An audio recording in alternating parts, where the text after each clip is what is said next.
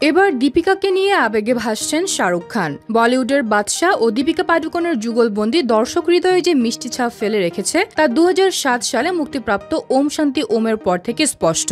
এই সিনেমায় দুই তারকার রসায়ন আজও দর্শকদের মনে গেঁথে আছে। এরপর তারা জুটি বাঁধেন চেন্নাই এক্সপ্রেস, হ্যাপি নিউ ইয়ারে এবং 2023 সালে জওয়ান ও পাঠানেও তাদের রসায়ন দেখা গেছে।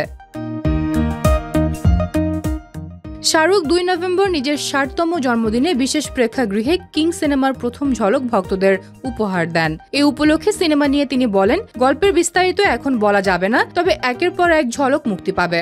সিনেমায় বিভিন্ন চরিত্র থাকলেও তিনি দৃঢ়ভাবে জানালেন, দীপিকা থাকলে ভালোবাসা তো স্বাভাবিকভাবেই থাকবে। ভক্তরা এই মুহূর্তে উচ্ছ্বসিত হয়ে ওঠে।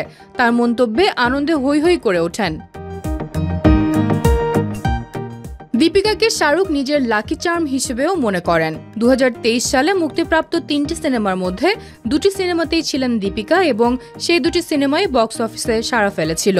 শাহরুখ বলেন, দীপিকার সঙ্গে কাজ সবসময় আনন্দদায়ক এবং তার সঙ্গে কথা বললেই মন ভালো হয়ে যায়। প্রেক্ষাগৃহে উপস্থিত এক ভক্ত চিৎকার করে বলেন, আপনার জন্য আমাদের অগাধ ভালোবাসা রয়েছে। শাহরুখ হেসে বলেন, আমার সঙ্গে দীপিকা থাকবেন, তাই ভালোবাসা তো হতেই হবে।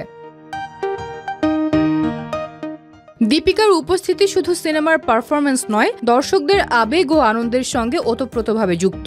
কিং এর ঝলক প্রকাশের মধ্য দিয়ে আবারও প্রমাণিত হল, দীপিকা শাহরুখের যুগলবন্দি দর্শকপ্রিয়তা বক্স অফিসে সফলতার এক অনন্য সমন্বয়। বিশেষ জন্মদিনে দেশ বিদেশের ভক্তরা শাহরুখকে শুভেচ্ছা জানিয়ে আবেগঘন মুহূর্ত আরও বিশেষ করে তুলেছেন।